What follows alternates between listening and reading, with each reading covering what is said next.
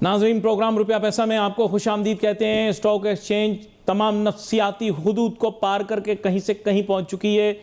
मेरा कतई कोई इख्तलाफ इस हिसाब से नहीं है कि अगर माशी तरक्की हो रही है उसकी अक्कासी में स्टॉक एक्सचेंज जो है वो तेज़ी से बढ़े, लेकिन छोटे सरमायाकारों का तहफ़्फ़ुज़ बहुत ही ज़्यादा अहम है।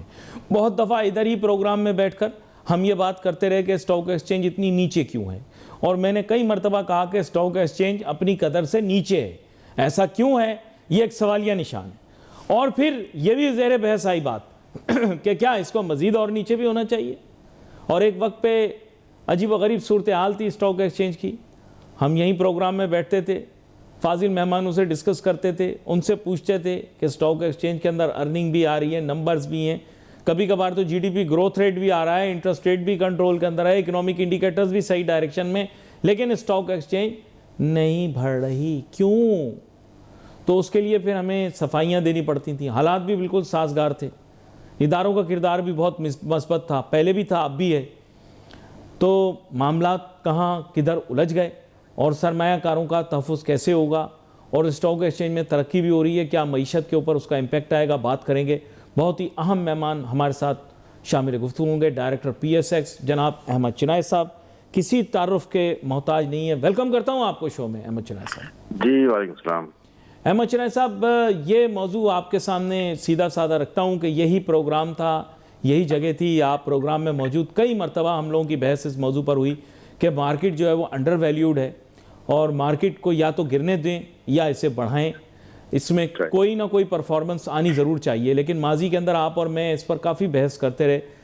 हालात भी यही थे, अर्निंग्स भी बहुत अच्छी आ रही थी, इकोनॉमिक इंडिकेटर्स भी बहुत अच्छे थे, मुल्क में इदारों का किरदार पहले भी मस्बत था, अब भी मस्बत है, और इन्वेस्टमेंट हाउसेस के पास भी लिक्विडिटी बहुत थी, लेकिन स्टॉक मार्केट नहीं बढ़ती थी। अब बढ़ना शुरू हुई तो आउट ऑफ कंट्रोल हो गई, और इतनी ज़्यादा आउट ऑफ कंट्रोल हो गई कि अब ये ख़ास हद से ऊपर चली गई।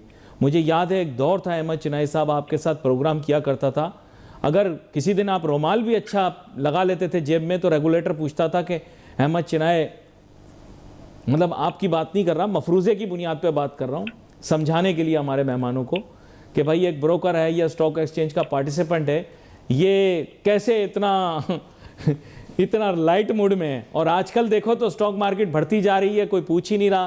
क्या चक्कर क्या है, ये तो बताएं मुझे। बहुत बहुत शुक्रिया नासिर भाई। बात यह है कि जो आपने बयान किया सिलसिला कि जी बेकाबू हो गई है, तो मैं इस तरह इख्तलाफ करता हूँ, और मैं आपको हर प्रोग्राम में ये बताता रहा हूँ कि स्टॉक एक्सचेंज जो है वो कैसे आगे जाएगी, क्यों आगे जाएगी, क्या अवामिल हैं, क्या इंडिकेटर है। हमने हमेशा इस पे बात की है, और वो पॉजिटिव इंडिकेटर्स जो है वो हमेशा रहे हैं। मार्केट में देखें उतार चढ़ाव अपनी जगह पे जरूर आता है, लेकिन मार्केट की एक्चुअल वैल्यू जो है वो अब भी मैं समझता हूँ कि काफी ऊपर है, और उस एक्चुअल वैल्यू को अचीव करने के लिए जब तक लोग आगे बढ़ेंगे, ये मार्केट जो है वो आगे जाती जाएगी, और इंशाल्लाह जिस दिन ये एक्चुअल वैल्यू अचीव हो गई उस दिन हम उस स्टेबिलिटी की तरफ आ जाएंगे कि जहां पाकिस्तान की स्टॉक मार्केट नहीं, लेकिन मैं और आप मस्बत बातें करते थे, लेकिन 1000 पॉइंट ऊपर जाती थी, 1000 पॉइंट नीचे आ जाती थी, फिर 1000 पॉइंट ऊपर जाती थी, फिर 1000 पॉइंट नीचे आ जाती थी। मैं और आप तो मस्बत बात करते थे, आप तो खास तौर पे बहुत, you are always positive about stock exchange. लेकिन तब के आपके मतलब ये कि नंबर्स वगैरह तो एक जैसे हैं ना, और किरदार भी इदारों का तो मस्बत ही रहा है, माजी में भी था और अब भी अच्छा रहा है। तो जी बिल्कुल, क्या चक्कर क्या है, ये समझ नहीं आ रही मुझे कि अभी क्यों बढ़ाए जा रहे हैं, पहले भी बहुत अच्छे मौके थे। देखिए ये जो आपका मफरूजा है कि अभी क्यों बढ़ाए जा रहे हैं, तो ये किसी एक आदमी का काम नहीं है कि ये बढ़ा ले मार्केट को, या 10 आदमियों का काम नहीं है कि मार्केट बढ़ जाए। ये मार्केट जो है वो पॉजिटिव इंडिकेटर्स की वजह से आगे बढ़ती है। जाहिर है कोई अगर नेगेटिव न्यूज आती है तो मार्केट में डॉल जरूर आता है, कि उतार चढ़ाव भी आ जाता है, लेकिन बाय एंड लार्ज जब पाकिस्तान की स्टॉक मार्केट में एक गुंजाइश मौजूद है, स्पेस मौजूद है, तो वो स्पेस जो है वो मिलेगी लोगों को। हमें ये बिलीव होना चाहिए कि हम जिस स्टॉक में इन्वेस्टमेंट कर रहे हैं वो स्टॉक इस काबिल भी है कि किस हाइट तक जाएगा, क्या वो कंपनी जो है वो हमें डिविडेंड देगी, और क्या उसका मार्केट कैपिटलाइजेशन जो है वो वक्त के साथ साथ बढ़ेगा। तो ये सारी जो है ना वो एक बड़ी रिसर्च एक्टिविटी होती है, और रिसर्च एक्टिविटी में इसका हासिल मिलता है कहाँ मार्केट जो है वो पॉजिटिव जा रही है, कहाँ मार्केट। लेकिन हमारी ख्वाहिश तो ये थी कि पाकिस्तान का मैन्युफैक्चरिंग सेक्टर जो है वो हैवी हाफ बनता है इस मार्केट का। हमारी ख्वाहिश तो ये थी कि पाकिस्तान का एनर्जी सेक्टर जो है वो हैवी हाफ बनता, लेकिन हमारे मुल्क का तो फाइनेंशियल सेक्टर हैवी ऑफ बन रहा है। तो मतलब समझ में नहीं आ रही ना कि चक्कर क्या। हम तो चाह रहे हैं मैन्युफैक्चरिंग, इंडस्ट्रियलाइजेशन और एनर्जी पे फोकस जाए। देखिए, मुझे सिर्फ एक बात बताएं कि कौन सा सेक्टर जो है उसने प्रोग्रेस नहीं किया पिछले 2 साल में। किसी ने ज्यादा किया है, बिल्कुल ठीक है, फाइनेंशियल सेक्टर ने बहुत ज्यादा किया है। तो फाइनेंशियल सेक्टर के गेन्स भी इतने थे ना, और उसकी बहुत सारी वजूहत थी। हम बात कर रहे थे कि कितने बिट्स पे वो पैसे कमा रहे हैं, स्टेट बैंक से जो है वो लोन ले रहे हैं और गवर्नमेंट को लोन दे रहे हैं, और डिफरेंशियल पे जो है वो पैसे बना रहे हैं। तो ये सारे एक्टिविटी पॉजिटिव थी, जिसकी बुनियाद पर जो फाइनेंशियल सेक्टर है वो बहुत आगे गया। इसके बाद अब आप देखते हैं कि आज एनर्जी सेक्टर में भी, चाहे वो कैसा भी शेयर हो, वो ऊपर जा रहा है। फर्टिलाइजर, सीमेंट, ब्ला ब्ला, मतलब ये किसी सेक्टर का नाम ले लें, कोई सेक्टर ऐसा नहीं रहा कि जिसने मार्केट में अपराइज नहीं देखा हो और जिसने मार्केट में जो है वो ऊपर ना गया हो। तो ये सारी बातें कि जी फला सेक्टर चला गया, फला सेक्टर क्यों नहीं गया, ये नहीं हो सकता कि सारे सेक्टर एक साथ जो है वो तरक्की के मंजिलों को छुए। वक्त लगता है। नहीं, लेकिन मेरा सवाल देखिए, मेरे सवाल में लॉजिक है, आपको मानना पड़ेगा। देखिए, मैन्युफैक्चरिंग, इंडस्ट्रियलाइजेशन, हम तो जीडीपी ग्रोथ रेट की तरफ देख रहे हैं ना। फाइनेंशियल सर्विसेज का सेक्टर जो है उसका अपना रिस्ट्रिक्टेड इम्पैक्ट है जीडीपी ग्रोथ रेट में। ठीक है, ज्यादा इम्पैक्ट तो देखें ना एलएसएम का, एग्रीकल्चर का, या ओवरऑल सर्विसेज का है ना। देखें उस पर मैं आपको बात बताऊं, और मैं ये बात हमेशा आपके प्रोग्राम में कहता रहा हूँ कि हमें हमारे इंडस्ट्रियल ग्रोथ के लिए 2 चीजें करनी लाजमी है। एक तो हमारी इंपोर्ट्स को रिलैक्स करना होगा, ताकि हमारी इंपोर्ट्स जो हैं उसमें हमारी नई लेटेस्ट मशीनरी आए, कॉस्ट एफिशिएंट जो है वो इक्विपमेंट्स आए, और उस पर ही काम हो सकता है। हमने बारहा ये कहा है कि इस वक्त दुनिया में जो है वो हाईटेक का दौर है। उस हाईटेक के दौर के अंदर आप ये एक्सपेक्ट नहीं कर सकते कि जो 15-20 साल पुरानी है, 10 साल पुरानी मशीनरी जो है वही एफिशिएंसी देगी, वही लेबर एफिशिएंसी देगी, वही पावर एफिशिएंसी देगी, वही अपना इंक्रीज प्रोडक्शन देगी। वो नहीं हो सकता। आपको वक्त के साथ साथ अपनी मशीनरी को चेंज करना है इंडस्ट्रियल ग्रोथ के लिए। मैं टेक्सटाइल के हवाले से बात कर लूँ कि जो मशीन आज कल 50 मीटर रोज का प्रोडक्शन देती थी, उन मशीनों पे अब 500 मीटर प्रोडक्शन जो है वो वायबल है। तो मशीनरी अगर चेंज नहीं करेंगे, इसकी मॉडर्नाइजेशन नहीं करेंगे, तो हम इंडस्ट्रियल ग्रोथ नहीं देख सकते, हम कंपेटिटिव नहीं होते। आप ही के नुक्ते को आगे लेके चलता हूं। पाकिस्तान में आईटी रेवोल्यूशन की बहुत अरसे से बात हो रही है, आप काफ़ी अरसे से इस पर वर्क भी कर रहे हैं, मैं देख रहा हूँ, काफ़ी आपकी मेहनत है, काविश है। अब बात यह कि आईटी इक्विपमेंट जो है आपके मुल्क के अंदर, आपको उसको तो फ़ौरन अपग्रेड करने की ज़रूरत है। जो आईटी इक्विपमेंट के अंदर आप लैपटॉप तो दे रहे हैं बच्चों को, लेकिन जिस तरह के इक्विपमेंट्स की ज़रूरत है ना इस वक्त बच्चों को कंप्यूटर प्रोग्रामिंग के लिए, और आपको पता है जिस तरह का टेक इंफ्रास्ट्रक्चर पाकिस्तान को चाहिए, सर मशीनरी को तो आप अपग्रेड कर रहे हैं फैक्ट्रियों की, लेकिन ये वैल्यू एडिशन जो कि आईटी सेक्टर में आ सकती है अगले 10 साल के अंदर, इस पर क्यों वर्क नहीं हो रहा? इस पर तो टैक्सेशन ही टैक्सेशन लग रही है। मैं ये समझ रहा हूँ कि उस पर भी काम हो रहा है। जो प्रूडेंट सोचने वाली कंपनियां हैं वो ये काम कर रही हैं, अपने पास इंफ्रास्ट्रक्चर को अपग्रेड कर रही हैं, अपने पास जो उसकी रिक्वायर्ड ट्रेनिंग है उसको लेके आगे बढ़ रहे हैं। लेकिन ये रियलाइज होते होते वक्त लगेगा कि अगर आईटी सेक्टर में हमने मैं समझता हूँ $1 बिलियन से हम $3-4 बिलियन पे आगे हैं एक्सपोर्ट की, तो अब इसमें मॉडर्नाइजेशन करनी पड़ेगी, इसके इंफ्रास्ट्रक्चर को बेहतर बनाना पड़ेगा, इसमें ट्रेनिंग भी उसी तरह लेनी पड़ेगी। आज वो दौर चलेगी कि सिर्फ बेसिक कंप्यूटर ट्रेनिंग हो। आज एआई का दौर है, आज साइबर सिक्योरिटी का दौर है, आज बहुत सारी चीजें जो है वो चीज। तो ये जो भी कारोबार है, चाहे वो आईटी हो, चाहे दूसरी इंडस्ट्रियल कंसर्न हो, उनको जब तक लेटेस्ट उस पर अपग्रेडेशन नहीं होगी, दुनिया के ट्रेंड के साथ हम नहीं चलेंगे, हम उसमें बहुत ज्यादा कोई लीप फॉरवर्ड तरक्की नहीं कर पाएंगे। तो जहाँ ये भी बात जरूरी है कि जहाँ हमारे पास हर चीज के पॉजिटिव इंडिकेटर्स हैं, हमारी रेमिटेंसेस जो है आपको पता है 42% बढ़ गई हैं, हमारी एक्सपोर्ट्स जो है वो बतदरीज बढ़ रही हैं, वो कि बहुत बड़ा नंबर नहीं है, लेकिन वो नंबर जब ही ज्यादा आएगा जब हम अपनी इंपोर्ट्स को, मशीनरी की इंपोर्ट्स को और दूसरे इक्विपमेंट्स को जो है उसकी फ्री इंपोर्ट करेंगे, और उसको यहाँ पर इंस्टॉलेशन के बाद फिर उसका डिविडेंड आएगा कि उसमें फिर हमारी एक्सपोर्ट अल्टीमेटली बढ़ेगी। अच्छा, लेकिन यहाँ पर इसको इनकरेज करने के लिए जैसे आपने बड़ा अहम कहा, क्या आपके ख्याल से एक मुफस्सिल प्लान नहीं बनना चाहिए पाकिस्तान के अंदर, जैसे माजी में मुशर्रफ साहब के दौर में बना था? तो इसको इन प्लान्स को बनाती रहती है, लेकिन उसकी इम्प्लीमेंटेशन जो है वो गवर्नमेंट को नहीं करनी होती, वो इम्प्लीमेंटेशन प्राइवेट सेक्टर को करनी होती है। प्राइवेट सेक्टर को ये रियलाइज करना पड़ेगा कि ये वक्त आ गया है कि अब इसमें जो है वो हम अपना प्लान बनाएं, अपनी कंपनी का प्लान बनाएं। हर कंपनी को अपना प्लान बनाना पड़ेगा, और जब ये प्लान बनता है तो फिर एक जॉइंट रिप्रेजेंटेशन जाती है गवर्नमेंट पे कि जहाँ इंपोर्ट्स में जो मराद चाहिए या फर्दर एक्सपोर्ट्स के लिए जो फैसिलिटेशन चाहिए, उस पर जो है वो सारे मिलकर जोड़ दें और उस पर हमारा काम हो।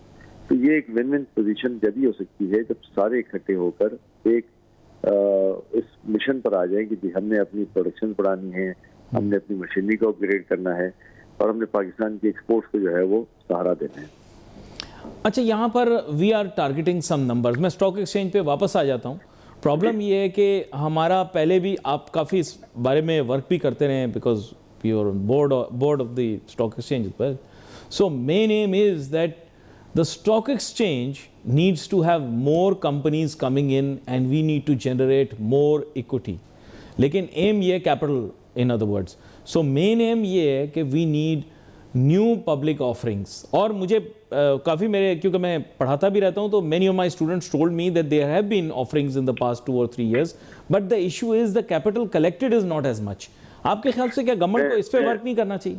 नहीं, मैं आपको बताऊं, स्टॉक एक्सचेंज ने इस पे एज एन एंटाइटी बड़ा काम किया है। पिछले साल आप देखेंगे हमारी 7 लिस्टिंग थी, इससे पिछले साल 2-3 लिस्टिंग थी। जी।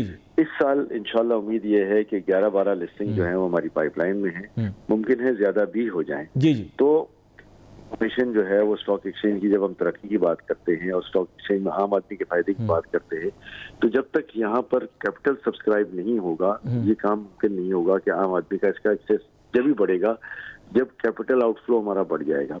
यहाँ पर जब कैपिटल आता है, लिस्टिंग होती है, आम आदमी भी इसमें इंटरेस्ट लेता है, तो जाहिर है वो इंडस्ट्री लगती है, और इंडस्ट्री लगने के साथ साथ बहुत सारी अपॉर्चुनिटीज आ जाती हैं, जॉब अपॉर्चुनिटीज क्रिएट हो जाती हैं, टैक्सेशन की अपॉर्चुनिटी गवर्नमेंट के लिए क्रिएट हो जाती है। इसके बाद और बहुत सारे एक्सपोर्ट्स पे हम काम कर रहे होते हैं। तो ये इंडस्ट्री जो है वो एक इंडस्ट्री पता नहीं कितनी इंडस्ट्री को सफाइज करती है। तो ये अगर 11-12 इंडस्ट्रियां प्लान में हैं कमिंग ईयर में, और मैं कहता हूँ इससे ज्यादा हो जाएंगी, तो फिर अगले सालों में हम एम करेंगे कि 20, 22, 25 करें।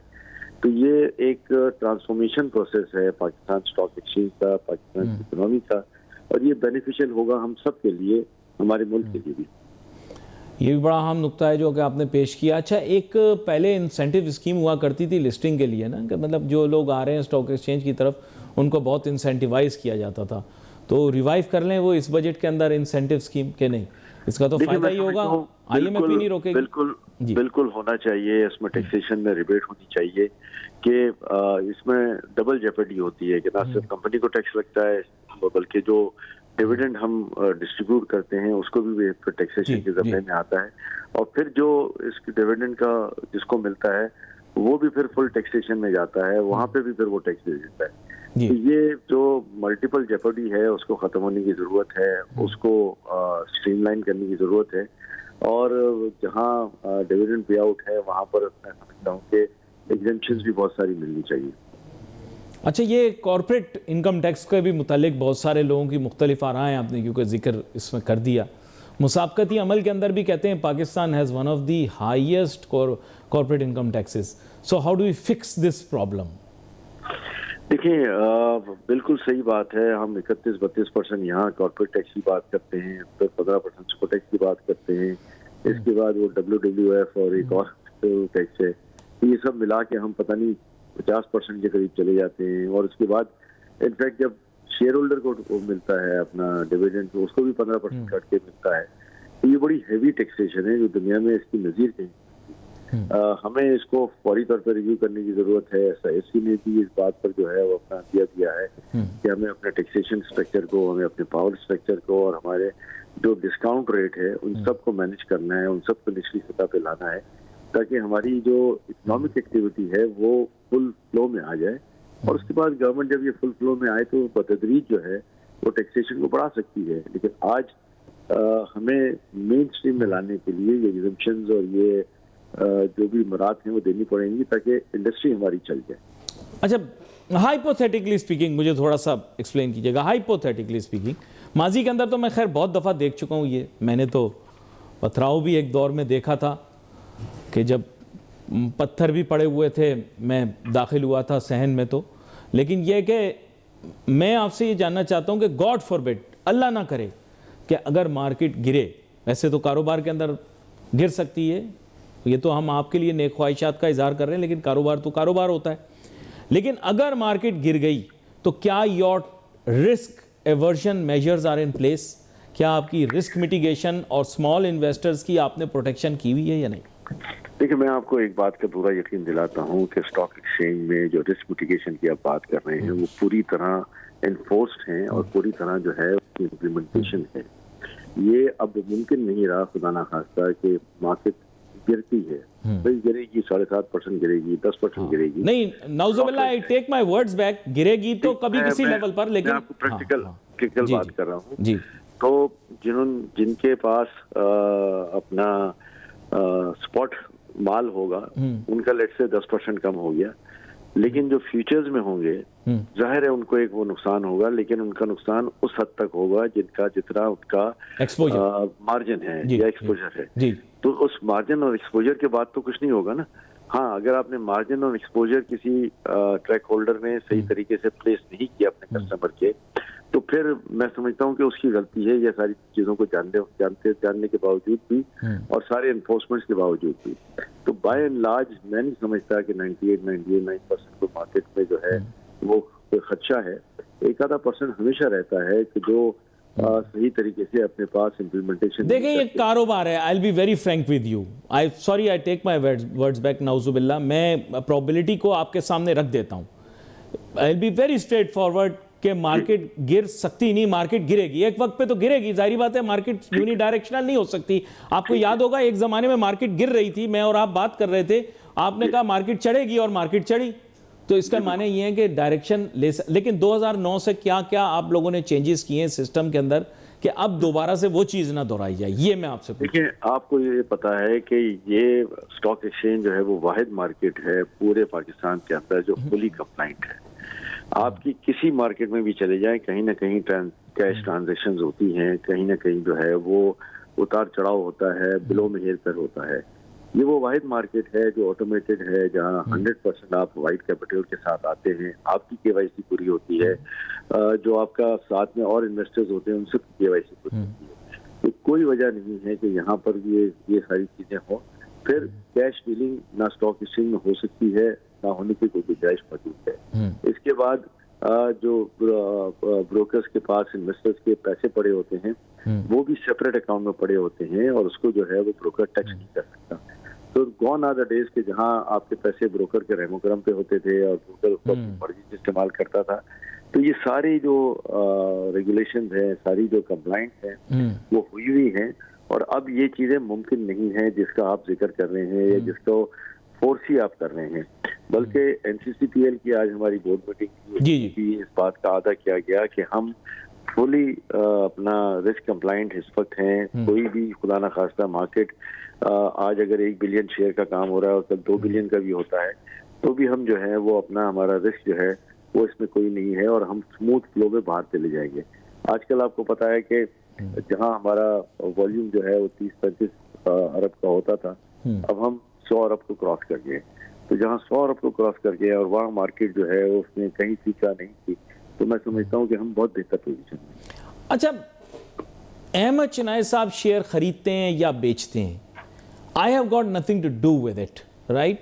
एंड आई सॉ इंटरनेट पे मैंने स्निपेट सुना किसी का, एक जर्नलिस्ट हैं जो कि पहले मेन स्ट्रीम मीडिया में थे, ब्रॉडकास्टर, अब वो वहाँ हैं, सोशल मीडिया पे चले गए। लेकिन ये कि मैंने उनका देखा, वो कह रहे हैं कि एक इंस्टीट्यूशन है, उसने ये सेलिंग क्यों की है, ये पता किया जाए, उसने माल क्यों उतारा है। सर, बात ये है कि अगर कोई भी इंस्टीट्यूशन कुछ खरीदना चाहती है, बेचना चाहती है, ये फ्लेक्सिबिलिटी तो उसके पास एग्जिस्ट करती है ना। उसको क्रिटिसाइज मेरली इस बात पे थोड़ी किया जा सकता है कि वो माल क्यों बेच रहा है या खरीद रहा है। देखिए, ये जो बातें करते हैं सोशल मीडिया पे वो उनकी नॉलेज इतनी नहीं होती, उनके पास इतना मवाद नहीं होता, ना उस काम को या कारोबार को वो समझते हैं और वो सिर्फ किसी के कहने पर आके अगर प्रोग्राम कर लेते हैं। तो मैं समझता हूँ कि जितनी नॉलेज आपको है, जितना आप कुछ जानते हैं, शायद उसके रत्ती बराबर भी वो लोग नहीं जानते जो इस पे बात करते हैं। आपको माशाल्लाह ये बैठे हुए सारे बिजनेस कम्युनिटी के प्रोग्राम्स करते रहते हैं, स्टॉक मार्केट पे बहुत बात करते हैं और फिर आप पढ़ाते भी हैं। तो यहाँ पे अगर तालीम की कमी है, नॉलेज का फकदान है, तो फिर ऐसे बहुत सारे लोग दुनिया में मौजूद हैं जो मुखालफत बनाए मुखालफत या तनकीद बनाए तनकीद करते हैं और उसको कोई हासिल नहीं होता। जो फैक्ट है, जो हकीकत है, वो आपको भी पता है, मुझे भी पता है। और लेकिन बाय एंड लार्ज मुझे ये एक्सप्लेन करें कि there is no restriction on any player to buy और sell at a time of their choice. इस पे कोई रिस्ट्रिक्शन तो नहीं, जो मैंने पढ़ा है मुझे तो कोई रिस्ट्रिक्शन दिखाई नहीं दी। बिल्कुल कोई रिस्ट्रिक्शन नहीं है। स्टॉक एक्सचेंज की सबसे बड़ी खूबसूरती है ना कि आप विद इन सेकेंड्स अपने आप को लिक्विडेट कर सकते जी। तो दुनिया की कोई भी मार्केट ले लें, दुनिया की कोई भी कमोडिटी ले लें, दुनिया की कोई भी जो है वो आइटम ले लें, आप गाड़ी लेके भी बेचने जाएंगे तो आपको जाना पड़ेगा, बात करनी पड़ेगी, सौदा करना पड़ेगा। यहाँ पे तो आप टिप ऑफ द फिंगर पे सेकंड में अपने माल को लिख। अच्छा, लेकिन एक्सप्लेनेशन सुने ना, उसकी एक्सप्लेनेशन ये है कि अगर जो इन्होंने कहा कि जी बेच दिए, आपको खुद पता होगा कि कभी कभी इंस्टीट्यूशंस को जरूरत पड़ती है पैसों की in order for doing something. तो अगर किसी भी इंस्टीट्यूशन को किसी भी टाइम पर कुछ करने के लिए पैसों की जरूरत है तो वो अपनी सिक्योरिटीज को सेल कर सकती है। ये तो उसका राइट है ना, क्योंकि वो उसने भी तो आगे लोगों को कवर करना होगा। तो ये उसकी एक्सप्लेनेशन है मेरे ख्याल। इतना बड़ा यूएन क्राइसिस जी, इंस्टीट्यूशंस का काम यही है कि वो माल खरीदते हैं, माल बेचते हैं। उनको वक्तन फवक्तन अपने बोर्ड को जो है वो अपनी परफॉर्मेंस बतानी होती है, अपना प्रॉफिट, अपना गेन बताना होता है और उनका एक सेट पैटर्न होता है कि जी हम फला वक्त पे खरीदेंगे, फला वक्त पे बेचेंगे, फला वक्त पे जो है वो एड इन होंगे, तो और फला वक्त पे हम प्रॉफिट टेकिंग करेंगे। तो इसमें कोई मुजायका नहीं है। तो मार्केट तो फिर भी ऊपर गई ना, अगर किसी ने बेचा या खरीदा मार्केट तो फिर भी ऊपर गई है। इसके माने यहाँ तो इस वक्त ये हालत है कि लोग बेच के पछता रहे हैं कि जब बेच के मैं पछताया, मैं रख लेता तो मुझे पैसे मिल जाते। वो सारी अपनी जगहों पर है, लेकिन हम हमेशा ये कहते हैं कि कारोबार जो है वो चलता रहता है, उसमें कोई स्टॉपेज नहीं आती और ये कारोबार चलना चाहिए ताकि लोग इसमें बस में सवार होते जाएं, उतरते जाएं, फिर सवार हो जाएं, फिर उतर जाएं। तो इसमें कोई मजाका नहीं। अच्छा, साथ में ये है कि एक I won't say it's a criticism, लेकिन ये है कि SECP के अंदर आपने देखा होगा, अभी अखबारात के अंदर भी ये बहुत ज़्यादा बात आ रही है। So you have a lot of space there. So why don't you get people from the industry or from this field to fill those spaces? मतलब I'm no one to say that, but of course there's a lot of talk going on. मैं ये समझता हूँ कि हुकूमत ने इसको properly advertise किया, शॉर्टलिस्ट में कैंडिडेट इंटरव्यूज हो रहे हैं, मेरा ख्याल है कि किसी भी लम्हे ये एक्सपेक्टेड है और जाहिर है इंडस्ट्री के जो बेस्ट एक्सपर्ट हैं या जो एस्पायरेंट लोग थे जो यहाँ इन पोजीशंस पे आना चाहते थे, उन्होंने अप्लाई किया और मैं समझता हूँ कि गवर्नमेंट जो है वो उसकी अथॉरिटी है, गवर्नमेंट ने बेस्ट कैंडिडेट सेलेक्ट किए होंगे, उनको शॉर्टलिस्ट किया होगा और उनको जो है वो फाइनल सिलेक्शन में लेकर आए होंगे। जी, ये भी बड़ी अहम बात है। But are you privy that things are going to happen soon or it's still going to take some time? जी, मैं समझता हूँ बहुत जल्द हो जाएगा, जो इत्तलात आ रही हैं और अच्छी बात है। मैं कहता हूँ कि गवर्नमेंट का बेस्ट सिलेक्शन होगा और हमको उसको अप्रिशिएट और उनको वेलकम करना चाहिए। इस तरह भी देखा गया ना, क्योंकि माजी के अंदर बात ऐसी है कि वही मैं आपको दोहराऊंगा कि रेगुलेटर का बड़ा की रोल होता था, बल्कि एक दौर तो ऐसा था, आपको याद होगा कि आप लोग ही ज़्यादा परेशान होते थे क्योंकि आप लोग शिकायत करते थे कि मार्केट की ग्रोथ में हायल जो हो जाते हैं कभी कभार रेगुलेटर्स। लेकिन इस दफ़ा तो रेगुलेटर्स ने आपको ऐसी आसानी प्रोवाइड की है, यकीन करें ऐसा माजी में मैंने कभी नहीं देखा। नो चेक एंड, मेरे हिसाब से तो हो सकता है मैं गलत कह रहा हूं, लेकिन जिस तरह कोई चेक नहीं, मार्केट बढ़ती जा रही है और पहले तो कैलकुलेशंस और प्रूडेंस और पता नहीं क्या क्या और स्मॉल इन्वेस्टर्स को अपनी सरमायाकारी का तहफ़्फ़ुज़ करना चाहिए या कोई ना कोई मैकेनिज़्म पे बात। लेकिन इस दफ़ा तो ऐसा मज़ा आ रहा है मतलब स्टॉक वालों को। तो खैर एनीवे, मैंने आपके साथ मज़ीद भी बात करनी थी, वक्त मेरे पास महदूद है। आपका शुक्रिया, आप शो में हमारे साथ शामिल हुए। अब कुछ मुल्क की मईशत के मुतालिक बात करते हैं, कुछ सोल्यूशन बेस्ड अप्रोचेस के ऊपर बात करते हैं, फिर कोशिश करेंगे कि इस मौजू को इस तरह से लेकर चलें कि मुल्क की इकॉनमी के लिए सोल्यूशंस भी मिल जाएँ। वर्ल्ड के अंदर जो और एग्जांपल्स हैं उनको ज़रा व्यू कर लेते हैं।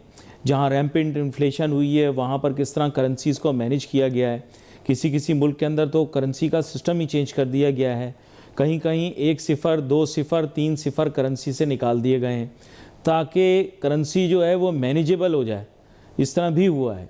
और मुस्तकबिल के अंदर भी इस तरह तवक्को की जा सकती है कि बहुत सारे ऐसे ममालिक जहाँ पे रैम्पंट इन्फ्लेशन रही, यानी महंगाई की शरह जो है एक वक्त पे बहुत ज़्यादा बढ़ गई, फिर उसके बाद काबू में आ गई, लेकिन उसके जो आउटकम्स थे उनका इम्पैक्ट अभी भी इकॉनमी पर आ रहा है। तो वहाँ पर उन्होंने इस तरह के फिक्सेस भी ढूंढे हैं। पाकिस्तान के अंदर ऑब्वियसली हमारा व्यू इस वक्त ये नहीं है, क्योंकि हमारे यहाँ इतनी ज़्यादा इन्फ्लेशन हमने नहीं देखी। हुई है, बहुत ज़्यादा हुई है, नो डाउट अबाउट इट, लेकिन इतनी ज़्यादा फिर भी नहीं हुई। But still many people believe that we may consider this proposal in order to ensure कि हमारी करेंसी भी एट पार आ जाए, और अब मुस्तकबिल के अंदर जिस तरह के बैनुल अक़वामी चैलेंजेस होंगे floating rate currency exchange rate system के, उसको हम मीट कर सकें। लेकिन ऑब्वियसली दिस इज़ समथिंग के जिसको फाइनेंस के क्लासरूम्स में पढ़ा जा सकता है, ड्राइंग रूम्स में डिस्कस किया जा सकता है, एकेडमिक टॉक की जा सकती है, लेकिन इसको अगर एक्शन में लाना है तो उसके लिए ज़ाहिर बात है पार्लिमान को भी हरकत में आना पड़ेगा। फिर उसके बाद वो तजावीज़ वहाँ पर और उन ऐवानों में डिस्कस होने के बाद ही फिर इम्प्लीमेंट हो सकती हैं, या अगर ना भी हों तो obviously we have options, we have other systems as well. Economy के और चैलेंजेस के अंदर ज़ाहिर बात है हमारा एक मेन चैलेंज अभी भी ट्रेड डेफिसिट का मौजूद है, और ट्रेड डेफिसिट का इशू जो है उसको रिजॉल्व करने के लिए एक सोल्यूशन बेस्ड अप्रोच जब आप यूज़ करते हैं तो you have to come to terms with the fact कि आपको अपनी एक्सपोर्ट्स बढ़ानी पड़ेंगी, इंपोर्ट्स कम करना करंटली मुश्किल है। अच्छा, बहुत दफ़ा लोग मुझे बोलते हैं कि जी इंपोर्ट सब्सटीट्यूशन की इंडस्ट्रीज़ लगा दी जाएँ। बिल्कुल लगा लें इंपोर्ट सब्सटीट्यूशन की इंडस्ट्रीज़, लेकिन प्रॉब्लम ये है कि इनकी प्रोजेक्ट कॉस्ट और टाइम वो बड़ा हार्म है। अब आप बोलेंगे ये क्या बात कर दी, देखें let's say you have to substitute, क्या सब्सटीट्यूट करना चाहेंगे आप? पाकिस्तान की सबसे बड़ी इंपोर्ट्स के अंदर पाकिस्तान में पेट्रोलियम मसनूआत जो हैं वो इंपोर्ट की जाती हैं। पेट्रोलियम मसनूआत का इंपोर्ट ज़रूरी है। अब आप बोलेंगे क्यों? उसकी वजह यह है कि हमारे पास इंडिजिनस ऑयल प्रोडक्शन है ही नहीं, ना होने के बराबर है। अब आप बोलेंगे नहीं नहीं ये क्या बात कर दी। देखो अभी करंटली 1/3 है, अगर हम यूज़ करते रहे तो may be in next few years वो कम हो जाएगी। ये नेचुरल रिसोर्सेज जो होती हैं वो इसी तरह की होती हैं कि कम हो जाती हैं, तो कम हो जाएंगी, और कम होने के बाद फिर क्या होगा कि then we will be reliant on imports totally. अब बहस कि पाकिस्तान में वसाइल हैं या नहीं, अब let's not get into that debate. Debate is something else, solution is something else. Let's not debate things, let's find solutions. तो यानी ये अनअवॉइडेबल हो गया, ये इंपोर्ट का हिस्सा अनअवॉइडेबल हो गया। अच्छा, फिर बहुत मेजर फैक्टर हमारा जो है, बहुत बड़ा जो एक इंपोर्ट का हिस्सा है वो हमारे यहाँ केमिकल्स, डाइज और भी चीज़ें, केमिकल्स मेनली, आप केमिकल्स कह लें, ठीक है, for industry of course. Industry के लिए, अब केमिकल्स के लिए जो इंडस्ट्री लगाने की ज़रूरत है, मज़ीद इंडस्ट्री लगानी पड़ेगी ना। देखो इंडस्ट्री को केमिकल्स प्रोवाइड करने के लिए मज़ीद इंडस्ट्री लगानी पड़ेगी केमिकल्स की। Do you think that can be done in a day? No, it's a very expensive task. अगर ये एक्सपेंसिव ना होता तो अभी तक लग चुकी होती, अगर वारे वाला कारोबार होता तो भी लग चुकी होती। इतने बड़े पैमाने पर कैपिटल कहाँ से आएगा? वो इन्वेस्टमेंट आपको चाहिए होगी बड़े पैमाने पे। कहाँ पे कर सकते हैं आप? ऐसी बात नहीं कि नहीं कर सकते। यहाँ पे मैं बहस नहीं करूँगा, पेट्रोलियम में मैं बहस कर सकता हूँ। यहाँ पे of course there is potential कि आप वो लगा सकते हो, लेकिन आपको ये देखना पड़ेगा कि क्या वो वारे में आएगी। दूसरा ये देखना पड़ेगा इतने बड़े पैमाने पर आपके पास कैपिटल मौजूद है। अच्छा, तीसरे नंबर पर आ जाएं, या अंदाज़न बात कर रहा हूँ मैं, ठीक है, अंदाज़न इसलिए बात कर रहा हूँ क्योंकि सालों में बदलती रहती हैं ये पोजीशनें। एडिबल ऑयल यानी खाने का तेल। अब लोग बोलते हैं नहीं खाने का तेल, भाई खाने का तेल आप सब्स्टिट्यूट कैसे करोगे? तेल के लिए बीज चाहिए होता है। एक साइंसी बात कर रहा हूँ भाई, ज़रा साइंसी बातें कर रहा हूँ, आज थोड़ी सी समझने की कोशिश करना। जो ऑयल होता है ये किसी न किसी से निकाला जाता है, या तो सीड से निकाल लेते हैं, दैट्स द ईजीएस्ट, ठीक, आपके मुल्क में सही है, बिकॉज इट्स अ कंपल्शन, और तो आपके पास ऐसे हैं नहीं ना। या फिर फ्लैश ऑफ फ्रूट से निकाल लेंगे, ठीक है, पत्तों से भी निकाल लेते हैं। बहुत सारे ऐसे तेल होते हैं जो पत्तों से भी निकल आते हैं, लेकिन आपको पता है उनकी एक्सट्रैक्शन का तरीकाकार, system, I am not really aware of it. Basically ये है कि आप पाकिस्तान के अंदर क्या हम इंडिजियसली कितना एडिबल ऑयल बना सकते हैं? 25 करोड़ आबादी हमारी होने वाली है, हो चुकी होगी। अब keeping in view of that, oil हमारे खाने का मेजर हिस्सा है। हम उबाल के तो नहीं खाते ना खाना। पाकिस्तानी लोग उबाल के नहीं खाते खाना, हम उबला हुआ खाना नहीं खाते भाई। हम तेल में पका हुआ, तेल में तर खाना खाते हैं। जब आप तेल में तर खाना खाओगे तो आप मुझे सच बताओ कि उसके लिए आपकी ऑयल कंजम्पशन तो होगी ना। You are one of the big consumers of edible oil, यानी खाने का, पकाने का तेल। सही है, और पका के खाते हैं। पाकिस्तान में ज़्यादा आदत ये है कि हर चीज़ पका के खानी। अब गोश्त के पकाने तक तो है, सब्जियां तो लोग रॉ भी खाते हैं, लेकिन आपके मुल्क के अंदर तो हर चीज़ में तेल डालते हैं। अब वो डिमांड तो नीचे नहीं जा रही। लोग कहते हैं कि जी ऑयल हम कम यूज़ करें तो मसला हल हो जाएगा। नहीं, मसला ये है कि उस ऑयल की डिमांड हमने कम होते नहीं देखी। कंजम्पशन पैटर्न्स ऐसे हैं कि डिमांड सालों में बढ़ी ही है, और हमारे पास क्या इंडिजिनसली अवेलेबल है? नहीं। आपको तो पता नहीं कितना तेल चाहिए होगा एडिबल ऑयल एक साल में। अच्छा, अब आप उसकी सोर्स ढूंढते हैं, आपको तो ईजीएस्ट सोर्स मिली हुई है, आप इंपोर्ट से मंगवाते हैं। क्या सब्स्टिट्यूट कर सकते हैं? ऑफ कोर्स मैनी पीपल कहते हैं कि जी कर सकते हैं, लेकिन उसके लिए आपके यहाँ पाम प्लांटेशन आप कर सकते हो। कितनी जल्दी आप पाम प्लांटेशन कर सकते हो? इतने बड़े पैमाने पे आप पाम प्लांटेशन कैसे कर सकते हो? पहले साल ही तो पाम ट्री आपको नहीं देगा तेल। फिर वही बात आ गई ना, एक तो कॉस्ट आ गई, दूसरा ये है कि ठीक है you are insistent on it, but remember that's growing in areas where there is tremendous amount of rain.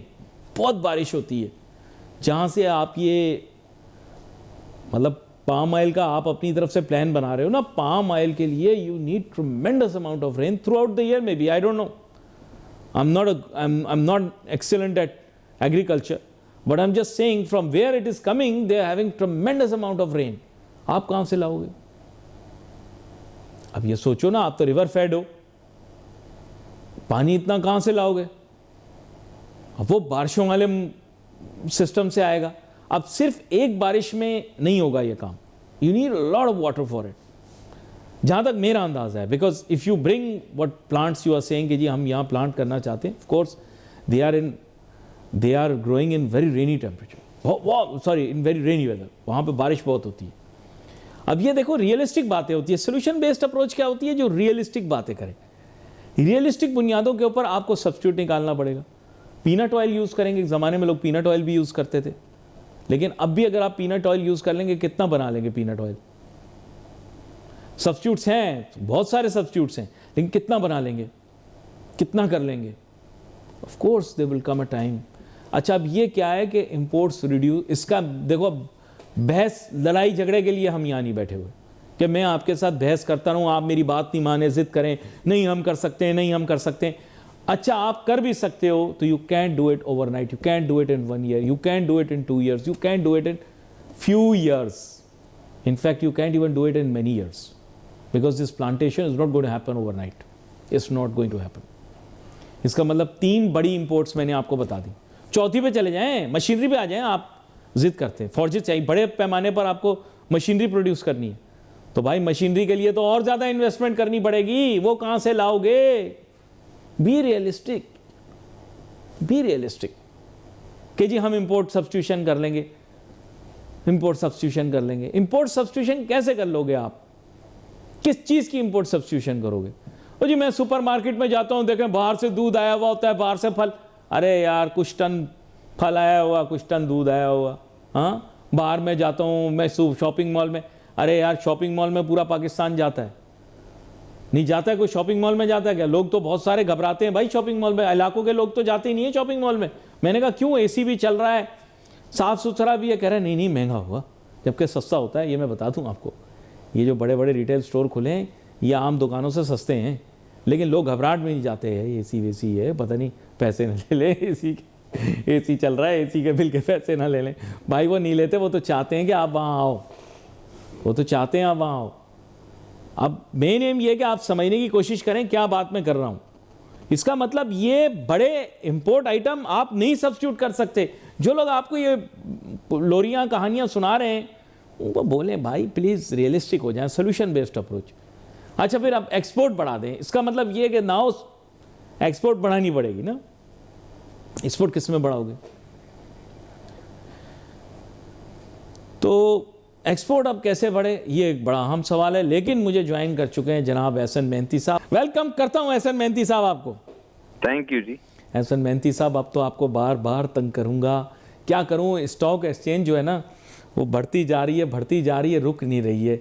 Sir आप लोगों का रोकने का इरादा है या फिर क्या करें? जी देखिए, इन्वेस्टर इंटरेस्ट जो है वो बढ़ता जब जाएगा, इन्वेस्टर एक्सपेक्ट कर रहे हैं अर्निंग सीजन में अच्छे नताइज जो है, फाइनेंशियल रिजल्ट्स आएंगे, अच्छे डिविडेंड पे आउट्स होंगे।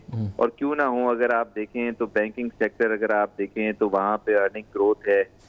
आप अगर आप देखें तो ऑयल सेक्टर में भी हमने देखा सर्कुलर डेट रिजॉल्व हुआ, जो क्राइसिस है काफी हद तक गवर्नमेंट ने एफर्ट की प्राइवेटाइजेशन पे।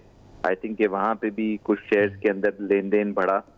तो ओवरऑल आप देखें तो पर्सपेक्टिव पॉजिटिव है, क्योंकि जाहिर है कुछ टैक्स बेनिफिट्स भी हैं। इस मार्केट को कंपेयर करें तो हम बैंकिंग डिपॉजिट पे 20% टैक्स है विद होल्डिंग, और यहाँ पे कंपैरेटिवली थोड़ा कम है 15%। और आई थिंक कि और वो भी फुल एंड फाइनल है, तो इन्वेस्टर इंटरेस्ट जो है वो इसी बेसिस पे बढ़ता है कि टैक्स का भी बेनिफिट है और फिर दूसरा आगे पॉलिसी रेट कम होता है, तो प्राइसिंग का भी जो है देखा जाए तो वो बेनिफिट यहाँ पर आता है कि कहीं की भी इंटरनेशनल इन्वेस्टमेंट अगर आई तो कैपिटल मार्केट की तरफ रुख करेगी और उसमें इन्वेस्टर को खातिरखा गेन मिलेगी।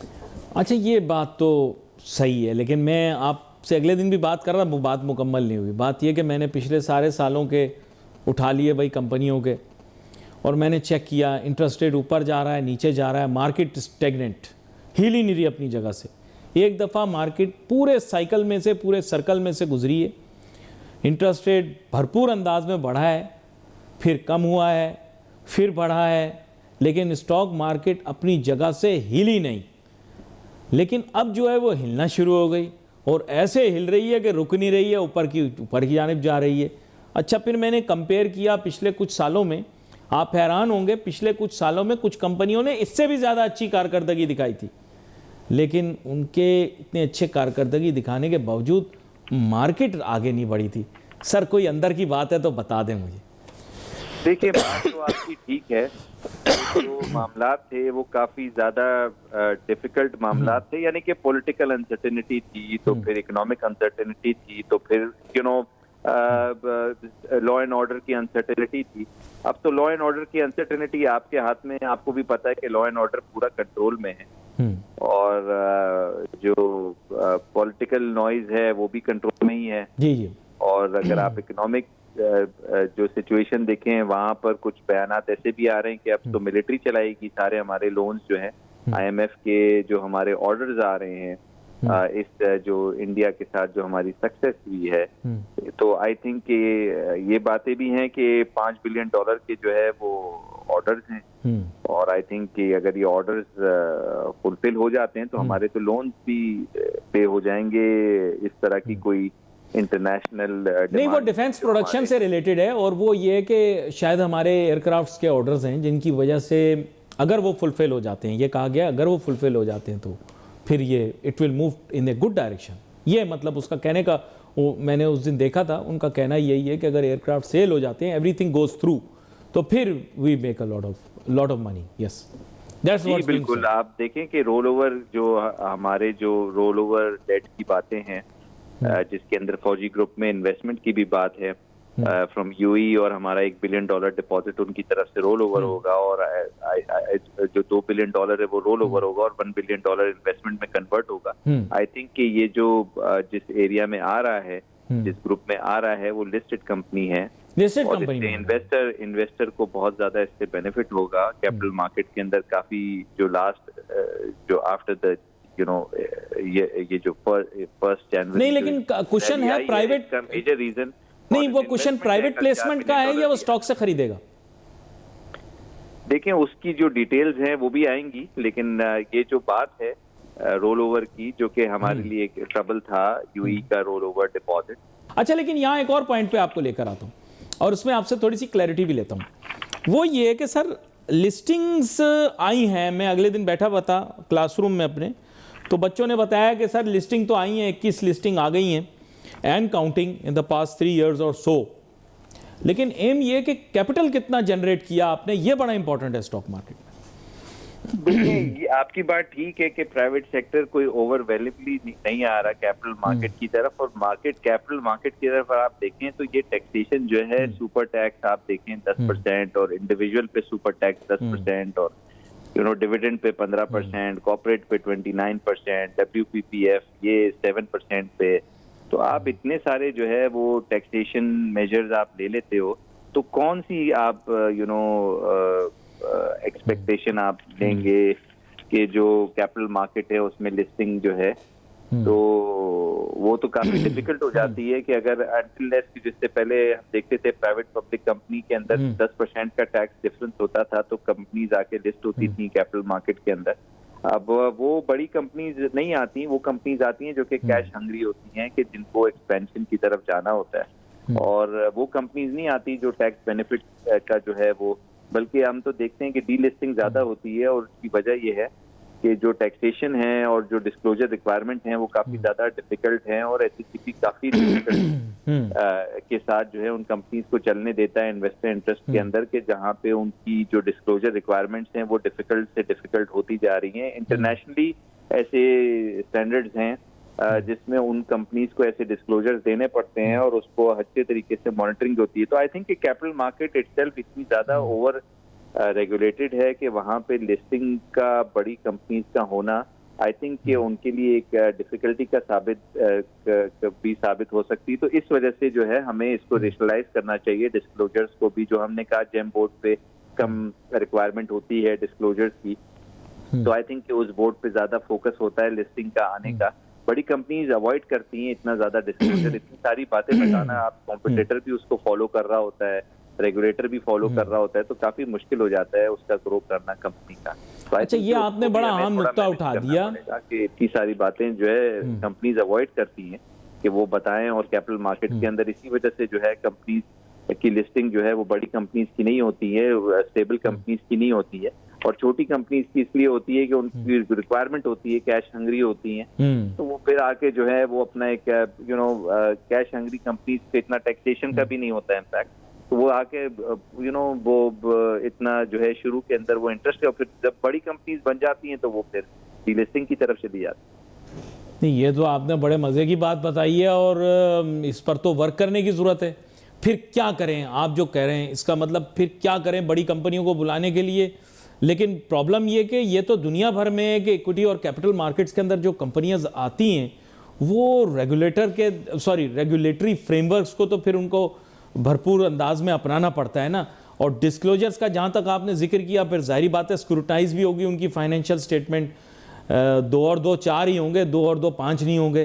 तो अब इसको तो अनअवॉइडेबल सिचुएशन है ना, क्या करें, मजबूरी है ये तो। जी बिल्कुल। टू अनफॉर्चुनेट कि ये जो लिस्टिंग है इस पे इसका इम्पैक्ट आता है, नंबर ऑफ कंपनीज जो है कम लिस्ट होती हैं। हमें ये फोकस करना चाहिए कि जो लॉन्ग टर्म लिस्टिंग हो, यानी कि जिसका कंपनी का ऑब्जेक्टिव ये हो कि बड़ी लिस्टिंग आ रही है तो उसको कुछ टैक्स मराते हम दें। कुछ ऐसा बातें भी हैं कैपिटल मार्केट के अंदर कि सुपर टैक्स को रेशनलाइज किया जाएगा, बिकॉज सुपर टैक्स एक ऐसा टैक्स है जो कि जाहिर है नई लिस्टिंग को भी वो डिस्करेज करता है, और बड़ी कंपनी जो है अवॉइड करती हैं, तो वो अपने आप को जो है वो ब्रेक कर दें इनटू सब्सिडरीज, और फिर वहां पे कहीं प्रॉफिट चला जाए ताकि वो सुपर टैक्स के जिम्मे में नहीं आए। आई थिंक कि काफी फोकस इस पर भी है कि टैक्स मेजर्स को जो है हम रेशनलाइज करें और टैक्स बेस को बढ़ाएं। तो आई थिंक कि इस पे गवर्नमेंट भी अपने इनिशिएटिव ले रही है। बट पॉजिटिवली बात यह है कि हर जो मुल्क होता है उसकी एक, जिस तरह हम बात कर रहे थे कि हर मुल्क की जो अपनी कॉम्पिटिटिवनेस होती है उसके ऊपर वो फोकस करे तो वो बेहतर है। यानी कि हमारे पास एग्रीकल्चर है जिसको हम कॉम्पिटिटिव बना सकते हैं, जिस तरह से हमारी मिलिट्री इक्विपमेंट सब डिफेंस प्रोडक्ट्स आ गए उसको हम कॉम्पिटिटिव बना सकते हैं। तो जहाँ पे जिसको मौका मिले, और जाहिर एक्सपोर्ट्स हैं हमारी इतनी कॉम्पिटिटिव। अच्छा एहसन मेहंती साहब, एक बात बताएं मजे की, आपकी मेरी 2-3 प्रोग्राम हमने डिस्कस किए 1.5-2 महीने पहले। आपने देखा होगा मईशत बड़ी ख़राब हो गई थी 2 महीने के लिए।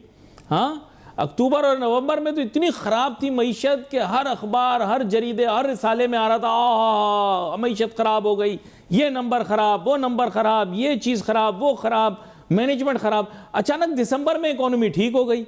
अच्छा, स्टॉक एक्सचेंज भी उसके साथ साथ ही चला है। सर ये क्या वजह है कि अक्टूबर और नवंबर में क्या इकोनॉमी ख़राब हो जाती है, फिर दिसंबर में ठीक हो जाती है, सितंबर में भी ठीक होती है? ये क्या चक्कर है सर, ऐसे हमारे साथ क्यों हो रहा है सर? देखें, उससे भी अच्छी अगर आप देखें इकोनॉमी तो वो जनवरी में हो गई, और जनवरी में आप देखें जो रन है पिछले कोई 6, 7, 8 सेशन जो कैपिटल मार्केट के है वो 10% मार्केट बढ़ गई।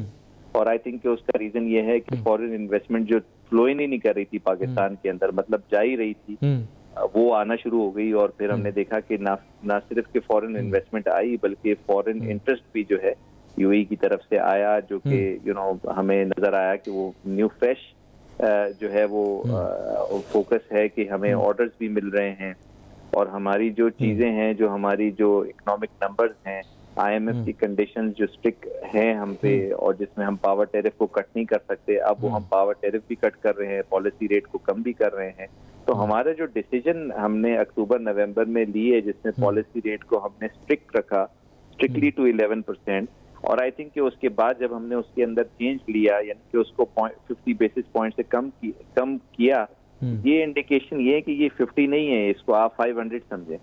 तो आई थिंक कि ये 500 इस तरह समझें कि 500 का मतलब ये है कि जनवरी में 50 बेसिस, तो फिर फरवरी में 50 बेसिस, तो मार्च में 50 बेसिस, और इन्वेस्टर जब इन्वेस्ट कर रहा है तो इसी बेसिस पे कर रहा है कि कभी ना कभी ये पॉलिसी रेट 6% भी होगा। आपका बहुत शुक्रिया, आप शो में हमारे साथ शामिल हुए।